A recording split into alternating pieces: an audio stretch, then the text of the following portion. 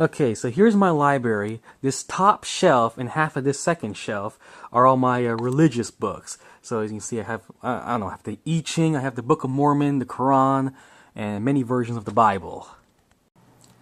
I've been wanting to make a video for a very long time of me discussing the Quran and the Bible. You notice my Quran has a K-O. It's more common these days to spell it with a Q-U.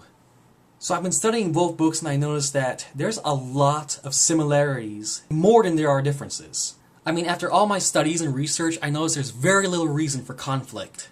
Let's take Jesus, for example. Both books say that Jesus, or Isa in the Quran, is born of a virgin, and in both books where you use the word Messiah or Christ, he was this chosen one, filled with the Holy Spirit, had disciples, made believers out of disbelievers. He brought the dead back to life, he healed the sick, he healed the lepers, he brought sight to the blind, and he's now in heaven with God and will come at the end of time to perform judgment on those who are living and those who have died.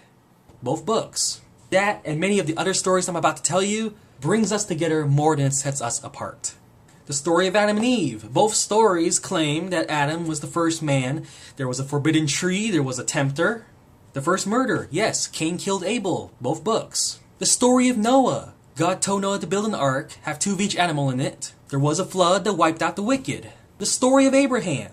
Abraham was about to sacrifice his son and God was like, "Stop! You prove your faithfulness to me." That happened in both books.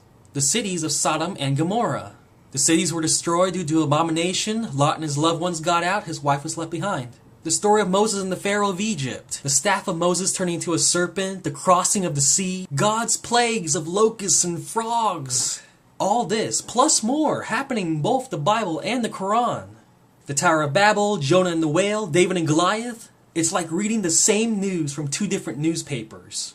So what I'm really trying to say here is there is more similarities. There are differences. I mean, there are differences. I mean, there are stories in the Bible that are not in the Quran, and there are stories in the Quran that are not in the Bible.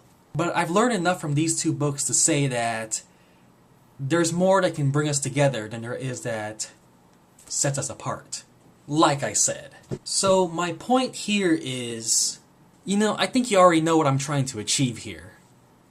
In the end, I guess you can say it's just little things that sets the 2 books apart. So yes, there are differences, there are similarities. If you focus on what's common, same God, same people, same stories, different details.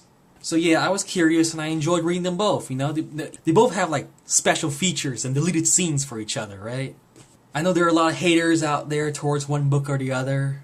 There's more I want to say, but pretty much the important parts, what I really want to say, are said. So thank you for watching. Rate, comment, subscribe, follow me on Twitter, add me on Facebook. So whichever book you're into, God bless. Same God. Peace, y'all.